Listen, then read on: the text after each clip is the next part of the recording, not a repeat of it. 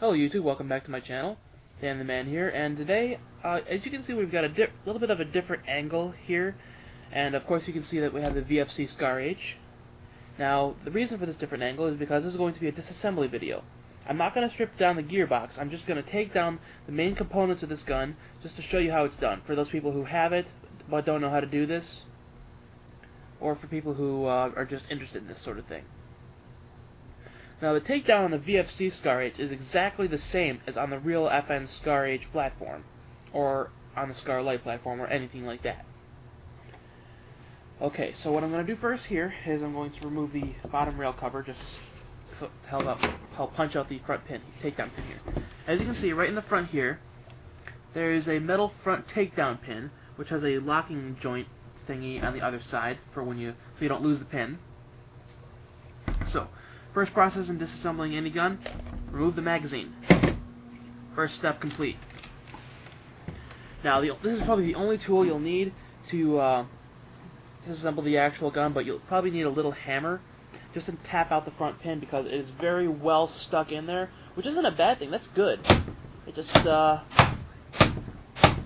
wish it could be a little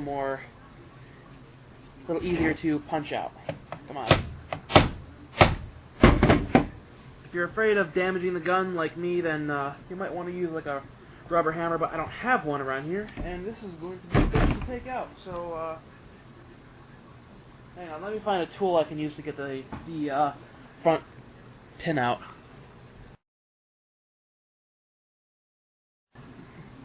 Okay, I'm back, and I've got a pair of pliers here. I'm going to see if I can use that to take out the front takedown pin. Just hope I don't get any rust on this, because this is a rusty pair of pliers. Come on. This is a bitch to take out. But that's not necessarily a bad thing, because that means this gun is very well put together, and the VFC does not want this gun breaking on you. And, they did a damn good job of it. Go VFC, my new favorite company. Besides Magpul, of course. And you know what? I'm going to try something a little different here. I'm not going to just pry it out because I don't want it damaging the pin. Okay, I'm back again with an Allen wrench or two. And I'm going to use the Allen wrench and I'm going to just tap the pin through with a hammer.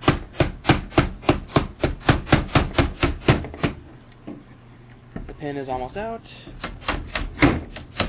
There we go. Front takedown pin is now out. Make sure the gun is on safety, and then what you can simply do is just rock the lower receiver right out of the gun. Bam! Just like that, you've got your entire lower receiver and trigger assembly and gearbox.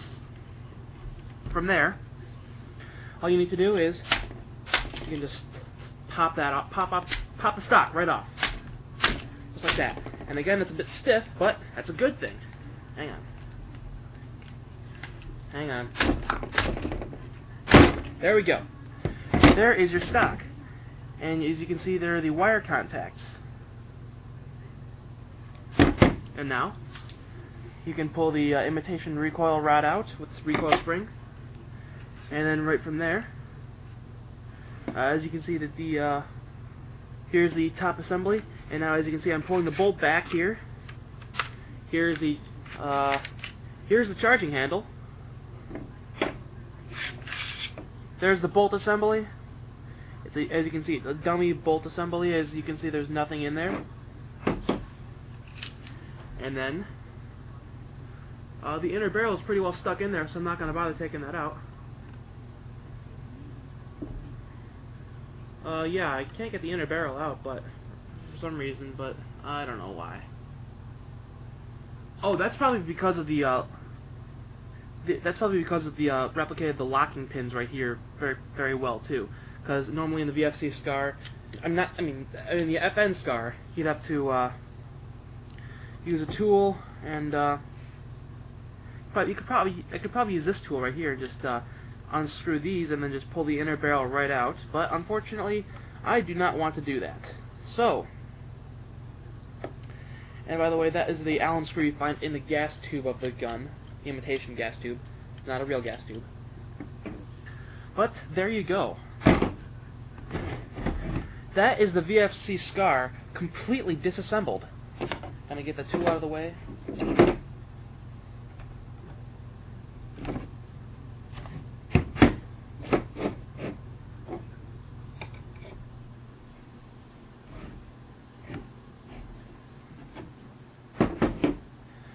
Yes, there you have it. The magazine, the lower receiver and gearbox. As you can see, there are the contacts right there for the battery and such. And nope, doesn't have a quick change spring. But as you can see, the spring you can see right there has a metal spring guide. I can kind of see down into there.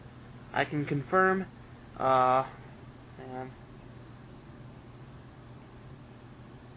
I think I see metal ball bearings, and as you can see, the air nozzle is very unique, and the hop-up is 2-piece.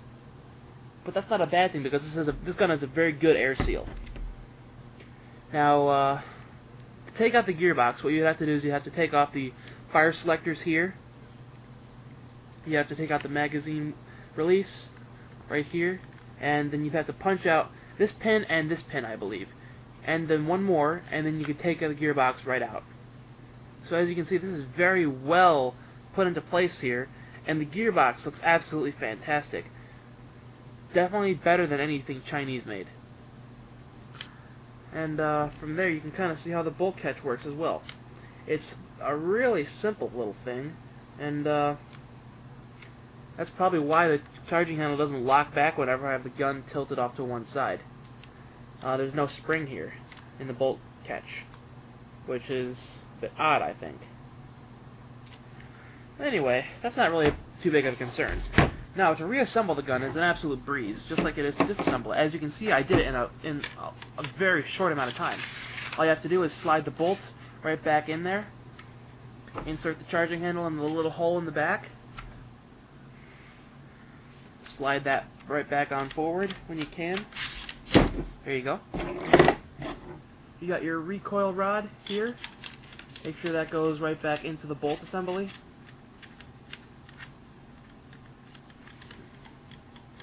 And then from there, you just slide the stock right back on.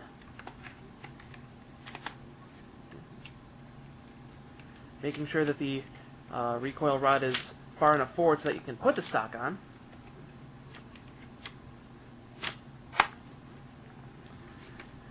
Goes right back on nice and smoothly like that.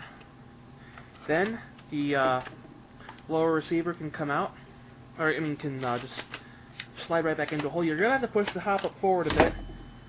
This is where you might need the Allen key again.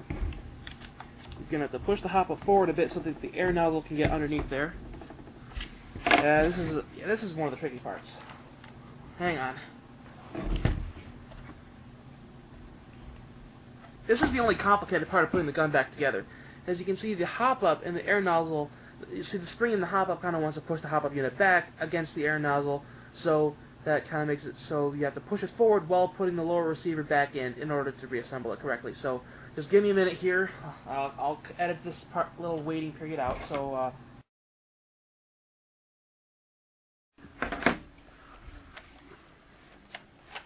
okay, actually that was my bad because I didn't realize the bolt catch was caught under the body. That would be an oops, but after that, I guess you really don't need to fiddle with the hop-up much at all because it can just snap right back in there. See, I'll do it again. Just like that. And then from there, just punch in the front takedown pin. You might need a hammer to do that.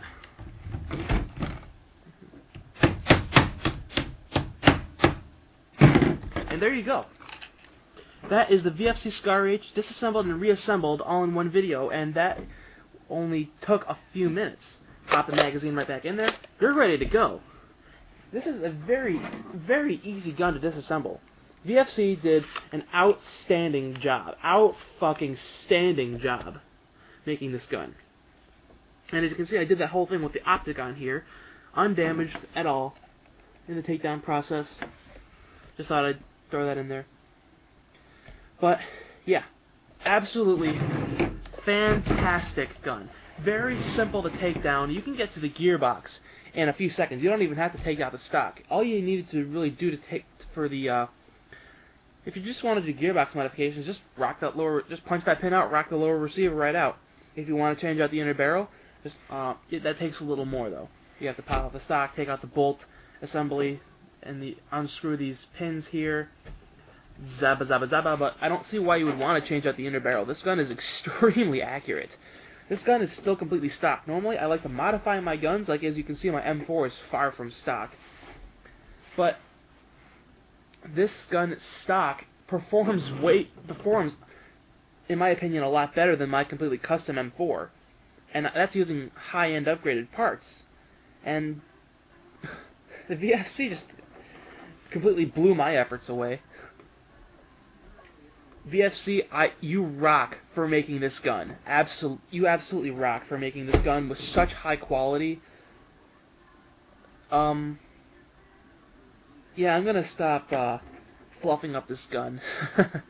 If you want to see how awesome this gun is for yourself, pick one up. I implore you to pick one of these up. If you have the money and you're looking for a high-end airsoft gun, that's gonna be great in any situation that could present itself to you.